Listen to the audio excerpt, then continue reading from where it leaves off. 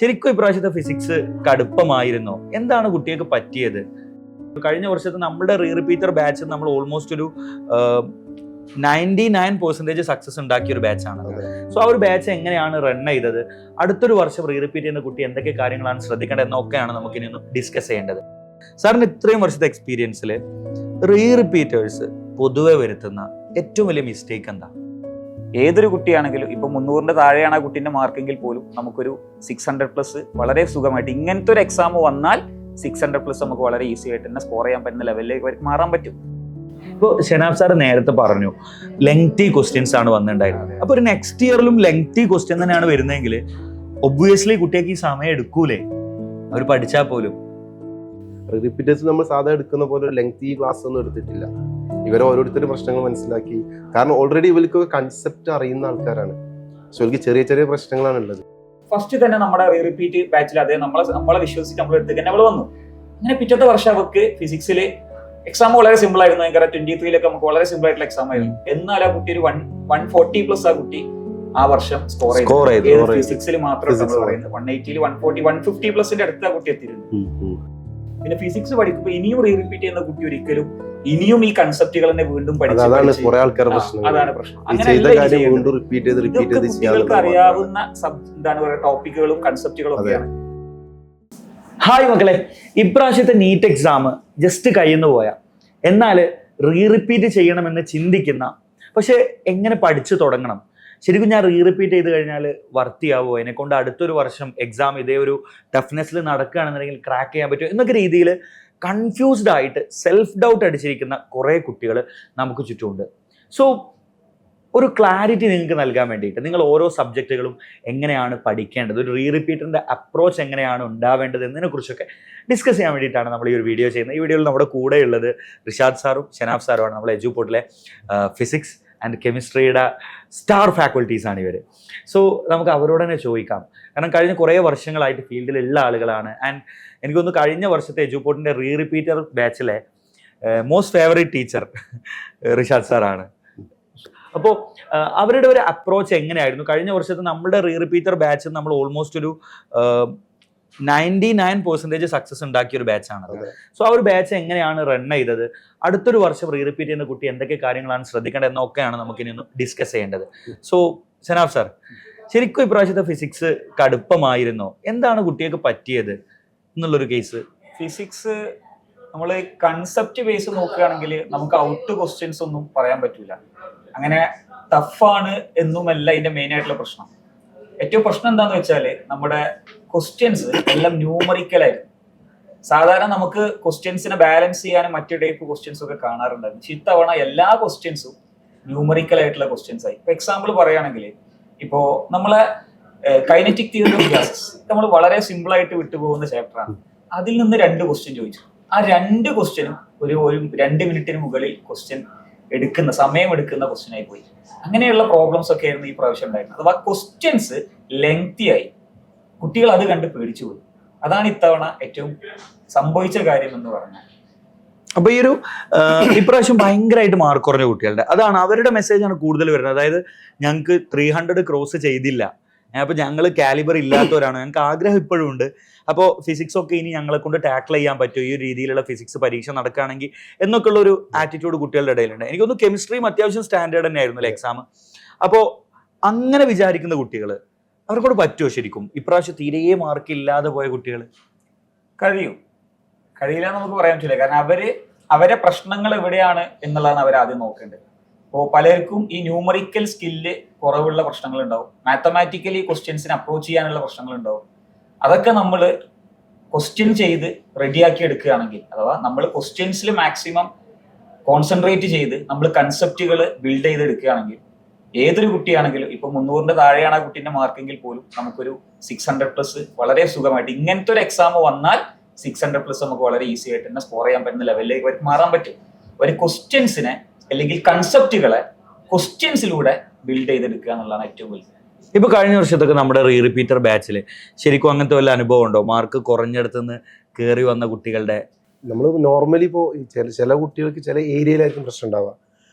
നമ്മൾ ഒരു ചാപ്റ്റർ പറയുമ്പോൾ ഈ ടോപ്പിക്സ് പറയും.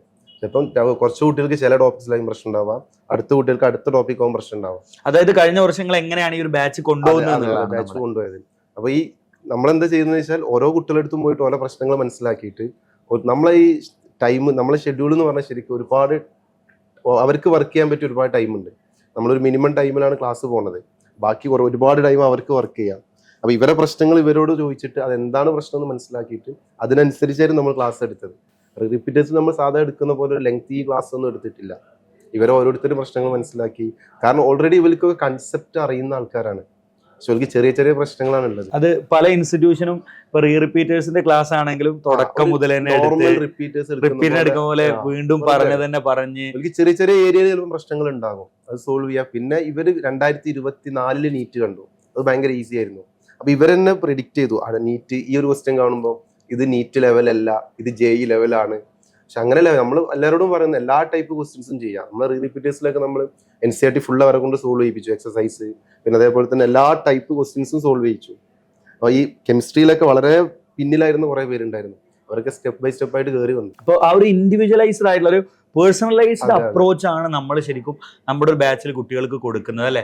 ഇപ്പോൾ ഷനാബ് സാർ നേരത്തെ പറഞ്ഞു ലെങ്തി ക്വസ്റ്റ്യൻസ് ആണ് വന്നിട്ടുണ്ടായിരുന്നത്. അപ്പൊ ഒരു നെക്സ്റ്റ് ഇയറിലും ലെങ്തി ക്വസ്റ്റ്യൻ തന്നെയാണ് വരുന്നതെങ്കിൽ ഒബ്വിയസ്ലി കുട്ടികൾക്ക് ഈ സമയം എടുക്കൂലേ, അവർ പഠിച്ചാൽ പോലും. ഇപ്പോൾ നമ്മളൊരു എക്സാമ്പിൾ പറയുകയാണെങ്കിൽ ഈ തവണ യൂണിറ്റ്സ് ആൻഡ് മെഷർമെന്റ്സ് എന്ന് പറയുന്ന ചാപ്റ്ററിന് ഒരു ക്വസ്റ്റ്യൻ വന്നില്ല. നമ്മൾ കാണുകയാണെങ്കിൽ അതൊരു ഏകദേശം ഒരു പേജിന്റെ ഒരു സൈഡിന്റെ പകുതി ഭാഗത്ത് ആ ക്വസ്റ്റ്യൻ ഉണ്ടായിരുന്നു. അത് കുട്ടികൾ കാണുമ്പോൾ ഈ ക്വസ്റ്റ്യൻ കാണുമ്പോൾ തന്നെ അവർ പേടിക്കുകയാണ് എന്താ ചെയ്യേണ്ടി എന്നുള്ള ഒരു അവസ്ഥയിലേക്ക്. പക്ഷേ വലിയ ലെങ്തി ക്വസ്റ്റ്യൻ ആണ്. പക്ഷെ നമ്മൾ സാധാരണ ക്ലാസ്സിൽ ചെയ്യുന്ന യൂണിറ്റ്സ് ആൻഡ് മെഷർമെന്റിൽ ഡയമെൻഷണൽ അനാലിസിസ് വെച്ച് നമുക്ക് കിട്ടുന്ന വളരെ സിമ്പിൾ ആയിട്ടുള്ള ഒരു ക്വസ്റ്റ്യൻ ആയിരുന്നു അത്. അപ്പോൾ അതിന്റെ കീ നോക്കിയാൽ തന്നെ നമുക്ക് വെറും 2 സ്റ്റെപ്പ് കൊണ്ട് നമുക്ക് ആൻസറിലേക്ക് എത്താൻ പറ്റിയിരുന്നു. അപ്പോൾ നമ്മളെ ഒരു റിപ്പീറ്റ് ചെയ്യുന്ന കുട്ടികൾക്ക് നമ്മൾ കഴിഞ്ഞ വർഷമാണെങ്കിലും നമ്മൾ ഇങ്ങനത്തെ ടൈപ്പ് ക്വസ്റ്റ്യൻസ് ഒരു ബാച്ചിനകത്ത് നമ്മൾ ഒരുപാട് ഈ ടൈപ്പ് ക്വസ്റ്റ്യൻസ് നമ്മൾ ചെയ്യിച്ചിരുന്നു. അഥവാ ലെങ്തി ആയിട്ടുള്ള ക്വസ്റ്റ്യൻസും ഇതേപോലെ JEE മെയിൻസിന്റെ ക്വസ്റ്റ്യൻസ് ആയിട്ട് നമ്മൾ കഴിഞ്ഞ വർഷം കുട്ടികളെ കൊണ്ട് ചെയ്യിപ്പിച്ചിരുന്നത്. അതുകൊണ്ട് നമ്മളെ കുട്ടികളൊക്കെ ഒരു വിധം ആ ക്വസ്റ്റ്യൻസ് ഒക്കെ അവര് സോൾവ് ചെയ്തിട്ടുണ്ട്. ഒരു നെക്സ്റ്റ് ഇയറിലേക്കാണെങ്കിലും നമ്മുടെ ഒരു പ്ലാൻ എന്ന് പറയുന്നത് അത്തരത്തിലുള്ള, അല്ലെ? ഇപ്പൊ എനിക്ക് ഓർമ്മയുണ്ട് ഞാൻ റിപ്പീറ്റ് ചെയ്യുന്ന സമയത്തായാലും ഞങ്ങളിപ്പോ കുറച്ച് ടഫായിട്ട് നീറ്റ് നടക്കുന്ന കാലമാണ് 16 ഒക്കെ തന്നെ. അപ്പൊ ചില ചോദ്യങ്ങളൊക്കെ അല്ല, പക്ഷെ അപ്പൊ ഇതേമാതിരി വലിയ ചോദ്യങ്ങളാണെങ്കിലും അതിലെ കോർ സാധനം 2-3 സംഭവം ഉണ്ടാവുള്ളൂ. അത് മനസ്സിലാക്കി ഓപ്ഷനിലേക്ക് പോകുന്നിടത്താണ്. അപ്പൊ ആ ഒരു രീതിയിൽ നമ്മൾ കുറെ അധികം പ്രോബ്ലംസ് ചെയ്ത് പ്രാക്ടീസ് ചെയ്യാന്നുള്ളത് തന്നെയാണല്ലേ. പിന്നെ ബിലാൽ സർ നേരത്തെ ചോദിച്ചല്ലോ, എന്താണ് പറയാ, നിങ്ങൾക്ക് പെട്ടെന്ന് ഓർമ്മയിൽ വന്നാണത്. നമ്മളൊരു താഴെ ഒരു മാർക്ക് 300-ന് താഴെയുള്ള ഒരു കുട്ടിക്ക് നമ്മളൊരു 600+ എത്താൻ പറ്റുമോ എന്നുള്ളത്. അപ്പോൾ 2021 എനിക്ക് തോന്നുന്നുണ്ട്, എനിക്ക് കറക്റ്റ് ഓർമ്മയില്ല. എനിക്ക് 2021 കുട്ടി ഒരു എക്സാം എഴുതി. നമ്മളെ ഒരു സെന്ററിൽ, ഞാൻ പഠിപ്പിക്കുന്ന സെന്ററിൽ പഠിക്കുന്ന ഒരു കുട്ടിയായിരുന്നു. അപ്പൊ അവൾ എക്സാം എഴുതി, അവർക്ക് ഒരു 200 സംതിങ് എന്താണ് മാർക്ക് വന്നിട്ട്, ടോട്ടലി മാർക്ക് വന്നില്ല. ഫിസിക്സിൽ വളരെ കുറവായിരുന്നു, മാർക്കൊന്നും പറയുന്നില്ല, വളരെ കുറവായിരുന്നു. കുട്ടി റിപ്പീറ്റ് ചെയ്ത കുട്ടിയായിരുന്നു, ഫിസിക്സിൽ വളരെ മാർക്ക് കുറവായിരുന്നു. എക്സാം കഴിഞ്ഞ് നമുക്ക് വിളിച്ചു, സാർ എന്താ ചെയ്യേണ്ടത്, ഞാൻ ആകെ ബ്ലാങ്ക് ആയി പോയി, ഞാൻ ക്വസ്റ്റ്യൻസ് ഒക്കെ ചെയ്തതായിരുന്നു പക്ഷെ എനിക്ക് കിട്ടുന്നില്ല, ഹാളിൽ നിന്ന് എനിക്ക് കിട്ടുന്നില്ല, അങ്ങനെ ഒരുപാട് പ്രശ്നങ്ങളൊക്കെ വന്ന് പറഞ്ഞു. അങ്ങനെ അവള് ഫസ്റ്റ് തന്നെ നമ്മുടെ റിപ്പീറ്റ് ബാച്ചിൽ നമ്മളെ വിശ്വസിച്ച് നമ്മൾ എടുത്തേക്ക് തന്നെ അവള് വന്നു. അങ്ങനെ പിറ്റത്തെ വർഷം അവർക്ക് ഫിസിക്സിൽ എക്സാം വളരെ സിമ്പിൾ ആയിരുന്നു. ഭയങ്കര 23-ലൊക്കെ നമുക്ക് വളരെ സിമ്പിൾ ആയിട്ടുള്ള എക്സാം ആയിരുന്നു. എന്നാൽ ആ കുട്ടി ഒരു 140+ ആ കുട്ടി ആ വർഷം സ്കോർ ചെയ്തു. ഫിസിക്സിൽ മാത്രം 180, 140, 150+ അടുത്ത് ആ കുട്ടി എത്തിയിട്ടുണ്ട്. നല്ല റാങ്ക് കിട്ടി. ആ കുട്ടി നല്ലൊരു കാലിക്കറ്റ് മെഡിക്കൽ കോളേജിലാണ് പഠിക്കുന്നത് തോന്നുന്നു. അപ്പൊ ആ ഒരു നമ്മുടെ മിസ്റ്റേക്കുകൾ തിരിച്ചറിഞ്ഞ് പഠിക്കുക എന്നുള്ളത് നമ്മള് ആ കുട്ടിക്ക് പ്രശ്നങ്ങൾ എന്താ നമ്മൾ പറഞ്ഞിരുന്നു, നമ്മൾ ആ ഭാഗങ്ങൾ ആ കുട്ടിയെ ക്ലിയർ ചെയ്ത് കൊടുത്തു. പിന്നെ ഫിസിക്സ് പഠിക്കുമ്പോൾ ഇനിയും റിപ്പീറ്റ് ചെയ്യുന്ന കുട്ടി ഒരിക്കലും ഇനിയും ഈ കൺസെപ്റ്റുകൾ തന്നെ വീണ്ടും അതാണ് പ്രശ്നം. കുട്ടികൾക്ക് അറിയാവുന്ന എന്താണ് പറയുക ടോപ്പിക്കുകളും കൺസെപ്റ്റുകളും ഒക്കെയാണ്. അപ്പൊ അതിലെ ക്വസ്റ്റ്യൻസ് ചെയ്ത് സെറ്റ് ചെയ്യുക എന്നുള്ളതാണ് ഏറ്റവും വലിയത്. ഇപ്പൊ റിഷാദ് സാറേ, ശരിക്കും ഒരു കുട്ടി എങ്ങനെയാണ് പഠിക്കേണ്ടത്? ഇപ്പൊ ഞാൻ ബയോളജി എടുത്തു കഴിഞ്ഞാല് ഇപ്പൊ നമ്മുടെ സബ്ജക്റ്റ് ആണല്ലോ. അപ്പൊ നമ്മൾ പലപ്പോഴും റിപ്പീറ്റേഴ്സിന് ബയോളജി നമ്മൾ ക്ലാസ് എടുക്കുമ്പോൾ ഇന്നും എനിക്ക് ക്ലാസ് ഉണ്ടായിരുന്നു. നമ്മൾ ഏറ്റവും ബേസ് ഓരോ വേർഡിന്റെയും അർത്ഥം പറഞ്ഞു കൊടുത്ത് അങ്ങനെ പഠിപ്പിക്കും. അപ്പൊ ഒരു വീണ്ടും റിപ്പീറ്ററിന്റെ ക്ലാസ്സിൽ ഇരുന്ന ഇത് കേട്ടിരിക്കേണ്ടി. അപ്പൊ നമ്മൾ സാധാരണ ഞാനൊക്കെ കഴിഞ്ഞ നമ്മുടെ ബാച്ചിൽ ചെയ്തിരുന്നത് നമ്മൾ ഇതുപോലെ സാറ് പറഞ്ഞ പോലെ ഒരു ചാപ്റ്റർ അവർ പെട്ടെന്ന് ക്വിക്കായിട്ടൊന്ന് ഒരു ഓവർവ്യൂ കൊടുക്കും, അവരെ കൊണ്ട് ഇരുത്തി ഒന്ന് വായിപ്പിക്കും. എന്നിട്ട് അവർക്ക് ഓരോരുത്തർക്കും ഡൗട്ടുള്ള ഏരിയ അണ്ടർസ്റ്റാൻഡ്, ചിലപ്പോൾ എല്ലാവർക്കും ഡൗട്ടുള്ള ഒരു ഏരിയ ഒക്കെ ഉണ്ടാവും. ഇപ്പൊ കഴിഞ്ഞ വർഷം ക്യാൻസർ എല്ലാവർക്കും ഡൗട്ട് ഉള്ളത് ഞാൻ ഹ്യൂമൻ ഹെൽത്ത് ആൻഡ് ഡിസീസ് എടുക്കും. അപ്പോൾ Okay. അതെല്ലാവർക്കും കൂടെ ഡിസ്കസ് ചെയ്തു, ആ ഒരു മൂഡായിരുന്നു. അപ്പൊ അങ്ങനെ പഠിച്ചാൽ മതി എന്നാണ് എൻ്റെ ഒരു അഭിപ്രായം അല്ലേ, ബയോളജി ഒക്കെ അതെ, കുറച്ചുകൂടെ. അതെ. അപ്പൊ എങ്ങനെയാണ് ശരിക്കും കെമിസ്ട്രി? കെമിസ്ട്രിയിൽ നമ്മൾ normally physical chemistry, organic chemistry, inorganic chemistry ഇല്ല. അപ്പൊ ഇൻഓർഗാനിക് ഒക്കെ ഇവർ NCERT ഒക്കെ എടുത്ത് വായിച്ചു, ഒരുപാട് വർക്ക് ചെയ്ത് തീർന്നതാണ്. അപ്പൊ ഇനി എന്താന്ന് വെച്ചാൽ ആ തിയറി ഒക്കെ ഓർക്ക് അറിയും. നമ്മൾ മനസ്സിലായി റിപ്പീറ്റേഴ്സ് നമ്മൾ പൊതുവെ കാണുന്നതാണ്. ഇവരിപ്പോ നോർമൽ ക്ലാസ്സിലിരുന്നാൽ ഇവർക്ക് ഈ പറയണതൊക്കെ അറിയുന്ന കാര്യങ്ങളാണ്. അപ്പൊ അവർ ഈ സ്റ്റേറ്റ്മെന്റ് ടൈപ്പ് ഓഫ് ക്വസ്റ്റ്യൻസ് നന്നായിട്ട് പ്രാക്ടീസ് ചെയ്യുക ഇൻഓർഗാനിക് കെമിസ്ട്രിയിൽ. പിന്നെ ഫിസിക്കൽ കെമിസ്ട്രി പൊതുവെ കെമിസ്ട്രിയിൽ ഇങ്ങനെ ലെങ്തി ക്വസ്റ്റ്യൻസ് ഒന്നും വരാറില്ല. അപ്പോൾ ഫിസിക്കൽ കെമിസ്ട്രിയിലൊക്കെ വരുന്നത് ഈ വർഷം നമ്മൾ പുതിയ ടൈപ്പ് ഓഫ് ക്വസ്റ്റ്യൻസ് ഒക്കെ കണ്ടു. തെർമോഡൈനാമിക്സിലൊക്കെ നോർമലി ഇതുവരെ അങ്ങനെ നോർമൽ ചോദിക്കാത്ത ടൈപ്പ് ഓഫ് ക്വസ്റ്റ്യൻസ് ഒക്കെ കണ്ടു. അപ്പോൾ ഫിസിക്കൽ കെമിസ്ട്രി ഇവർ നന്നായിട്ട് പ്രാക്ടീസ് ചെയ്യുക ക്വസ്റ്റ്യൻസ്. ആ ക്വസ്റ്റ്യൻ പ്രാക്ടീസ് ചെയ്യുമ്പോൾ ഓട്ടോമാറ്റിക്കലി ബാക്കിയൊക്കെ സെറ്റ് ആയിക്കോളും. കാരണം ഇവർക്ക് ബേസിക് ആയിട്ടുള്ള ഇക്വേഷൻസും കാര്യങ്ങളൊക്കെ അറിയാം. ഇനി അവർ നന്നായിട്ട് ക്വസ്റ്റ്യൻസ് ചെയ്യുക, അതാണ് പറഞ്ഞത്. അവരെ കൂടെ നിന്നിട്ട് ക്വസ്റ്റ്യൻ ചെയ്യുമ്പോൾ അവർക്ക് ഉണ്ടാകുന്ന ഡിഫിക്കൽട്ടീസ് എന്താണെന്ന് മനസ്സിലാക്കുക. എന്നിട്ട് നമ്മൾ അവരെ കൂടെ നിന്ന് അവർക്ക് വേണ്ട കാര്യങ്ങൾ ചെയ്യാം, സെറ്റ് ആകും. അത്രേ ഉള്ളൂ കെമിസ്ട്രിയിൽ ചെയ്യാൻ. ഓർഗാനിക് ഓൾറെഡി പിന്നെ മെക്കാനിസം ബേസ്ഡ് ക്വസ്റ്റ്യൻസ്, മെക്കാനിസം നന്നായിട്ട് ക്ലിയർ ചെയ്യാം, ഓർഗാനിക്കും നന്നായിട്ട് സ്കോർ ചെയ്യാൻ പറ്റും. ഒരു മോസ്റ്റ്ലി ഒരു ഡൗട്ട് ക്ലിയറൻസ് ടൈപ്പിലുള്ള ഒരു പഠനമാണ് അതാണ് അവർക്ക് വേണ്ടത്. കാരണം അവർക്ക് ഓൾറെഡി കുറെ കാര്യങ്ങൾ അറിയാം. ഇനി നമ്മൾ ക്ലാസ്സിൽ ഇരുത്തി തിയറി പഠിപ്പിച്ചു കൊടുക്കേണ്ട ആവശ്യമില്ല. എന്നാലും ചില കാര്യങ്ങളൊക്കെ ചില ചാപ്റ്റേഴ്സിലെ ചില ഭാഗങ്ങൾ അത് നമ്മൾ പറഞ്ഞു നമ്മൾ അവരെ കൂടെ നിന്നിട്ട് മാക്സിമം അവരെ പൊക്കിക്കൊണ്ടുവരും. പക്ഷെ അതേ സമയത്ത് അവർക്ക് സെൽഫായിട്ട് കുറെ സമയം കിട്ടുകയാണ് അവിടെ അവര് പഠിച്ചത് മറക്കാതിരിക്കാൻ അവര് റിവിഷൻ അവിടെ നമ്മളെ ഈ ഒരു ഇത് ഭയങ്കര പോസിറ്റീവ്, വളരെ ക്വിക്കായിട്ട് നമ്മൾ തീർത്തിട്ട് അതല്ല നമ്മളെ ഒരു കുറച്ച് സമയം ക്ലാസ്, ബാക്കി സമയം കുട്ടികൾ അവിടെ സെൽഫായിട്ട് പഠിക്കുക എന്നുള്ള ആ ഒരു മെത്തേഡ് ഇവിടെ ഭയങ്കര. അപ്പൊ അവർക്ക് കൂടുതൽ റിവൈസ് ചെയ്യാനുള്ള സമയം സെൽഫായിട്ട്. കഴിഞ്ഞ വർഷത്തെ റിപ്പീറ്റേഴ്സ് ഉണ്ട്, എല്ലാവരും നല്ല സ്കോർ ചെയ്തല്ലോ. അവരെ പ്രശ്നങ്ങൾ തന്നെ അവർ നമ്മളെ കൂടെ നിന്നിട്ട് അവരെ പ്രശ്നങ്ങൾ അവർ ക്ലിയർ ചെയ്ത് പോയി. ഇപ്പോ നമ്മുടെ കൂട്ടത്തിൽ ഒരു സീനിയർ ആയുള്ള ആളാണ്, കുറച്ചുകൂടെ എക്സ്പീരിയൻസ്ഡാണ് റിഷാദ് സാർ.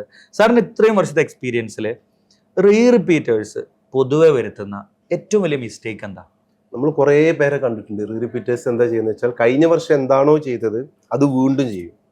അതേ പരിപാടി തന്നെ വീണ്ടും ചെയ്ത് അതേപോലെ പഠിക്കുന്നു, അതേപോലെ ക്വസ്റ്റ്യൻ ചെയ്യുന്നു, ആ ചെയ്ത മെറ്റീരിയൽ വീണ്ടും റിപ്പീറ്റ് ചെയ്ത് ചെയ്യുന്നു. എന്നിട്ട് എക്സാമിന് റിസൾട്ട് വരുമ്പോൾ മാക്സിമം കൂടെ ഒരു 10 മാർക്ക് കൂടും. ഒരിക്കലും ആ കഴിഞ്ഞ വർഷം നിങ്ങൾ എന്താണോ ചെയ്തത് ആ മെത്തേഡിനെ വീണ്ടും ഒരിക്കലും റിപ്പീറ്റ് ചെയ്യരുത്. അതേ മെത്തേഡിൽ ഒരിക്കലും നിങ്ങൾ കഴിഞ്ഞ വർഷം ഏത് ബുക്കാണ് ചെയ്തത് അല്ലെങ്കിൽ എങ്ങനെയാണോ സ്റ്റഡി മെത്തേഡ് കൊണ്ടുപോയത് ആ മെത്തേഡിൽ വീണ്ടും ചെയ്തത്. അതിന് പകരം ക്വസ്റ്റ്യൻസിന് നിങ്ങൾ ആ പ്രാക്ടീസ് ചെയ്യുന്ന ക്വസ്റ്റ്യൻസിന്റെ നമ്പർ കൂട്ടുക. പ്രാക്ടീസ് ചെയ്യുന്ന ഈ ക്വസ്റ്റ്യൻ ചെയ്യുന്നതിന്റെ മീൻസ് ടൈം നമുക്ക് മാത്തമാറ്റിക്കൽ സ്കില്ല് കൂട്ടിയിട്ട് ആ ടൈം കൺസ്യൂം ചെയ്യുന്ന ടൈം കുറച്ച് വരിക. അപ്പം നമ്മളിപ്പോ ഈ 2025 നീറ്റ് എക്സാമിന്റെ പേപ്പർ എല്ലാവർക്കും ചെയ്യാൻ പറ്റുന്ന ക്വസ്റ്റ്യൻസാണ്. പക്ഷെ ആ ഒരു മിനിമം ടൈമിൽ അത് ചെയ്യാനുള്ള ഫിസിക്സ് ഒക്കെ പ്രശ്നം എവിടെയാണ്? ഇപ്പൊ കുറച്ച് ടൈറ്റ് ക്വസ്റ്റ്യൻ ഉണ്ട്, 2-3 ക്വസ്റ്റ്യൻസ് ഉണ്ട്, ബാക്കിയെല്ലാം ടൈം കൺസ്യൂമിംഗ് ആയിട്ടുള്ള ക്വസ്റ്റ്യൻസ് ആണെന്നുള്ളതാണ്. ആ ലെവലിൽ പ്രിപ്പയർ ചെയ്ത് പഠിച്ചാല് വിൽ ബി ഈസിയർ എന്നല്ല. പിന്നെ ഒരു എക്സാമിന്റെ പിന്നെ അതാണ്. അപ്പൊ അതിന് ഏറ്റവും നമ്മൾ ചെയ്യേണ്ടത് നമ്മൾ മാക്സിമം എക്സാം നടത്തുക അല്ലെങ്കിൽ എക്സാം എഴുതുക എന്നുള്ളതാണ്. കാരണം ഈ പറഞ്ഞ പോലെ നമ്മൾ എല്ലാ മോഡൽ എക്സാം എഴുതണം. ഇപ്പൊ 2024 നീറ്റ് എക്സാം വളരെ സിമ്പിൾ ആയിരുന്നു. 25 നീറ്റ് എക്സാം എന്താണ് പറയുക, ടൈം കൺസ്യൂമിംഗ് ആയി. മാക്സിമം ടൈപ്സ് ഓഫ് ക്വസ്റ്റ്യൻസ് ചെയ്യാം. അപ്പൊ നമ്മൾ അതിന്റെ കൂടെ എന്ത് ചെയ്യാം, നമ്മൾ എക്സാമുകൾ ഒരുപാട് എഴുതുക. ഇവർ തിയറി ഒഴിവാക്കി, തിയറി ഓൾറെഡി ഇവർക്ക് അറിയുന്നതുകൊണ്ട് ആ തിയറി പ്രാക്ടീസ് ചെയ്യുന്ന ആ ടൈപ്പ് ഓഫ് ക്വസ്റ്റ്യൻസ് മാക്സിമം ചെയ്യാം. അപ്പൊ നമ്മൾ പ്രൊവൈഡ് ചെയ്യുന്ന സാധനം അങ്ങനെ തന്നെയാണ്. അപ്പൊ നമ്മള് കഴിഞ്ഞ വർഷമൊക്കെ നവംബർ 1st ഒക്കെ ആയപ്പോഴേക്കും നമ്മളെ ചാപ്റ്റർ കഴിഞ്ഞിട്ടുണ്ട്. പിന്നെ നമ്മൾ നവംബർ മുതൽ മെയ് വരെ റിപ്പീറ്റഡ് ആയിട്ട് എക്സാമുകൾ നടത്തിക്കൊണ്ടിരിക്കുക ചെയ്തിരുന്നു. അത് നമ്മൾ സബ്ജക്ട് ടോപ്പിക് വൈസ് ഉണ്ടായിരുന്നു, പിന്നെ ഓരോ ചാപ്റ്റർ വൈസ് ഉണ്ടായിരുന്നു, പിന്നെ എന്താണ് പറയാ +1 +2 മാത്രമായിട്ട്, പിന്നെ ഫുൾ ടെസ്റ്റ്, അങ്ങനെ ഒരുപാട്. എനിക്ക് തോന്നുന്നു 100-ലധികം. ശരിക്കും നമ്മൾ ഒരു സ്പെഷ്യൽ പ്രോഗ്രാം ആയിട്ട് തന്നെ കൊണ്ടുപോയിരുന്നു. അതെനിക്കൊന്ന് തുടക്കം മുതലേ അവർക്ക് എക്സാം ഉണ്ട്. അവർക്ക് ഓരോ ദിവസവും എക്സാം ഉള്ള ഒരു രീതിയിലായിരുന്നു നമ്മൾ ആ ഒരു മോഡ് പോയത്. പ്രോഗ്രാം അതെ അതെ. അപ്പൊ നമ്മൾ ഒരുപാട് എക്സാമുകൾ നല്ല റിസൾട്ട് നമുക്ക് കിട്ടും. Of course. അപ്പൊ അതാണ് ആ ഒരു കൂടുതൽ എക്സാമുകൾ നടത്തുക. എനിക്ക് തോന്നുന്നു കേരളത്തിൽ തന്നെ ഏറ്റവും നേരത്തെ ബാച്ചസ് തുടങ്ങുകയും അതേപോലെ തീർക്കുകയും ചെയ്യുന്ന ഒരു ഇൻസ്റ്റിറ്റ്യൂഷൻ തന്നെയാണ് നമ്മൾ. അതിന്റെ ഒരു ഗുണം നമ്മുടെ കുട്ടികൾക്ക് കിട്ടിയിട്ടുണ്ട്. ആൻഡ് അപ്പോൾ നമ്മുടെ ടീച്ചേഴ്സിൽ നിന്ന് നമുക്ക് ഒരുപാട് ഇൻഫർമേഷൻസ് നിങ്ങൾക്ക് കിട്ടിയിട്ടുണ്ടാവും, നിങ്ങൾക്ക് ഒരുപാട് ഇൻസൈറ്റുകൾ കിട്ടിയിട്ടുണ്ടാവും തന്നെയാണ് വിചാരിക്കുന്നത്. ഇതുപോലെ ഇപ്പോൾ എനിക്ക് ബയോളജിയിൽ തോന്നിയിട്ടുള്ള ഒരു കാര്യം ഇത് തന്നെയാണ്. നിങ്ങൾ സെൽഫായിട്ട് പഠിക്കാൻ കൂടുതൽ സമയം കിട്ടുക എന്നുള്ളതാണ് അല്ലെ. കുറെ സമയം ക്ലാസ്സിൽ കൺസ്യൂം ചെയ്യുന്നതിൽ ഒരു അർത്ഥവും ഇല്ല. നിങ്ങൾക്ക് ഡൗട്ടുള്ള ഒരു ഏരിയ, 2 ഏരിയ, 3 ഏരിയ ഒക്കെ ഉണ്ടാവുകയുള്ളൂ. ആ ഏരിയകളിൽ ഫോക്കസ് ചെയ്യാം. പിന്നെ ഇതേ സമയത്ത് വേറൊരു കേസ് കൂടി ഉണ്ട് കേട്ടോ. ഇപ്പോൾ ഒരു റിപ്പീറ്റർ, അവൻ റിപ്പീറ്റ് ചെയ്യുമ്പോൾ ഒട്ടും പഠിച്ചിട്ടില്ല, പറ്റേ ഉഴപ്പി, ഇറ്റ്സ് ഓൾ ഫൈൻ. ആ സമയത്ത് ഉഴപ്പി. അങ്ങനത്തെ ഒരാള് ശരിക്കും ഒരു നോർമൽ റിപ്പീറ്റ് ബാച്ചിൽ ജോയിൻ ചെയ്തിട്ട് തന്നെയാണ് പഠിക്കുന്നത്. അല്ലെ? അതെ അതെ നമ്മുടെ ഈ ഒരു റീ റിപ്പീറ്റർ സ്പെഷ്യൽ ബാച്ച് എജുപോർട്ടിന് മാത്രമുള്ള ഒരു ബാച്ചാണ് ശരിക്കും. അത്രയും ഇന്റൻസ് ആയിട്ടുള്ള റീ റിപ്പീറ്റർ ബാച്ച്. അതിൽ ഞാൻ മനസ്സിലാക്കുന്നത് ഒരു ഈ എക്സാമില് ഒരു 300+ ഉള്ള ആളുകൾ ആ ബാച്ചിലോട്ട് വന്നാൽ മതി, എജുപോർട്ടിന്റെ ബാച്ചിലോട്ട് അല്ലെ? കാരണം നമുക്ക് അറിയാം വാട്ട് വി ഡിസൈൻഡ്. നമ്മൾ ഡിസൈൻ ചെയ്തുള്ള ഒരു 300 ഒരു 350 300ന്റെ പ്ലസ് ഉള്ളവർക്ക് വേണ്ടി. കാരണം എല്ലാത്തൊരു കുട്ടി അങ്ങോട്ട് വന്നു കഴിഞ്ഞാൽ ഓൻ ഓടും അല്ലെ? ഇപ്പൊ ഞാനൊരിക്കൽ റിപ്പീറ്റ് ചെയ്യുന്ന സമയത്ത് എനിക്ക് ഓർമ്മയുണ്ട്, ഞാൻ അവിടുത്തെ മോഡൽ എക്സാമിലൊക്കെ ആദ്യത്തെ എക്സാമുകളിലൊക്കെ ഫസ്റ്റ് അടിച്ചപ്പോ എന്നെ നമ്മളെ സാറ് കൊണ്ടുപോയിട്ട് കോർ ബാച്ചിലിരുത്തി. ഞങ്ങൾക്ക് ഒരു കോർ ബാച്ച് ഉണ്ട് MR3. അപ്പൊ MR3 ഇരുന്ന് എനിക്കൊന്നും മനസ്സിലാവുന്നില്ല. കാരണം അവിടെ റീ റിപ്പീറ്റേഴ്സിന് അവരുടെ ഒരു ലെവലിൽ എടുക്കുന്ന, കാരണം അവർക്ക് വേണ്ടതേ ഉള്ളൂ. അപ്പൊ അത് അങ്ങനത്തെ ഒരു ബാച്ച് അവിടെ ഉണ്ടായിരുന്നു ഞാൻ പഠിച്ച സമയത്ത്. അപ്പോ എനിക്കൊന്നും മനസ്സിലാവുന്നില്ല. ഞാൻ അന്ന് വൈകുന്നേരം 5 മണിയായപ്പോ സാറിന്റെ അടുത്ത് ഓഫീസിൽ പോയിട്ട് പറഞ്ഞു, സാറേ എന്നെ പിടിച്ച് പഴയ MR1 കൊണ്ടുപോയിട്ടോന്ന്. അപ്പൊ അവിടെ ഇരുന്നിട്ടാണ് ഞാൻ പിന്നെ പഠിക്കുന്ന. ഐ ഗോട്ട് 38 റാങ്ക് അല്ലെ? അപ്പോ നിങ്ങൾ ആ ഒരു ലെവലുള്ള കുട്ടികളാണെങ്കിൽ നിങ്ങൾ വീണ്ടും പഴയ ബേസ് കേട്ടിട്ട് നിങ്ങൾക്ക് റിഷാദ് സാർ നേരത്തെ പറഞ്ഞ 5-10 മാർക്ക് കൂടിയേക്കാൻ അല്ലാതെ കാര്യം ഉണ്ടാവില്ല. 350 എബോ അല്ലെങ്കിൽ 300 എബോ ഉള്ള കുട്ടികളാണെങ്കിൽ കം ടു ദിസ് ബാച്ച് അല്ലെ? അതർവൈസ് നമ്മുടെ റിപ്പീറ്റർ ബാച്ചില് നമ്മുടെ ടീച്ചേഴ്സ് തന്നെയാണ്, സെയിം ടീച്ചേഴ്സ് ആണ്, ഇവരൊക്കെ തന്നെയാണ്. ചിലപ്പോൾ ചില ടോപ്പിക്സിൽ ചില ഏരിയയിൽ പ്രശ്നങ്ങൾ ഉണ്ടാകാം. അതൊക്കെ നമുക്ക് എന്ത് ചെയ്യാം, പല പ്രശ്നങ്ങൾ പറഞ്ഞ് സോൾവ് ചെയ്ത്. അതെ, ആ ഏരിയയിൽ പ്രശ്നങ്ങൾ ഓക്കെ. പക്ഷെ ഞാൻ പറയുന്നത് എന്നെ പോലെ ഞാൻ പോയൊക്കെ പോലെ ഒന്നും അറിയാതെയാണ് പോകുന്നതെങ്കിൽ നിങ്ങൾ നോർമൽ നമ്മുടെ ബാച്ചിലേക്ക് തന്നെ ജോയിൻ ചെയ്യാവുന്നതാണ്. അവിടെ നമ്മൾ അത്രയും ബേസ് മുതൽ തന്നെ പഠിപ്പിച്ചു. You understand your level and ആ ലെവൽ അറിഞ്ഞുകൊണ്ട് വർക്ക് ചെയ്യുന്നിടത്ത് തന്നെയാണ് എന്ത് വരിക, റിസൾട്ട് വരിക അല്ലെ? അപ്പൊ എല്ലാവരും നന്നായിട്ട് ആലോചിച്ചിട്ട് തന്നെ തീരുമാനം എടുക്കുക. നമ്മുടെ എജുപോർട്ടിന്റെ റീ റിപ്പീറ്റർ സ്പെഷ്യൽ ബാച്ച് നമ്മുടെ കാലിക്കറ്റ് ഫിൽ ആയിട്ടുണ്ട്. ഇനി അവസരമില്ല. ബട്ട് നമ്മുടെ മലപ്പുറം ക്യാമ്പസിൽ ഇനിയും നിങ്ങൾക്ക് അവസരമുണ്ട്. മലപ്പുറം ക്യാമ്പസിൽ കുറച്ച് ലിമിറ്റഡ് സീറ്റ്സ് ആണ്. ഇപ്പോൾ സാറ് നേരത്തെ റിഷാദ് സാറും ഷനാഫ് സാറും പറഞ്ഞതുപോലെ ഇൻഡിവിജ്വലൈസ്ഡ് ആയിട്ടുള്ള ഒരു ക്ലാസ്സസ് ആണ് നിങ്ങൾക്ക് അവിടെ കിട്ടുക. അപ്പൊ നമുക്ക് കുറെ അധികം കുട്ടികളെ എടുത്തിട്ട് ഒരു വലിയ ഒരു ബാച്ചിൽ നിറയെ കുട്ടികളുടെ ഒരു ബാച്ച് നമുക്ക് റൺ ചെയ്യാൻ പറ്റത്തില്ല. സോ നമുക്ക് കുറച്ച് കുട്ടികളുള്ള, നമുക്ക് കെയർ ചെയ്യാൻ പറ്റുന്ന എമൗണ്ട് ഓഫ് കുട്ടികളുടെ ഒരു ബാച്ച് റൺ ആവുള്ളൂ.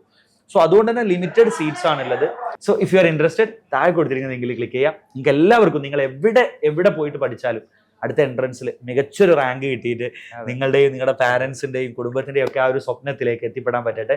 All the best.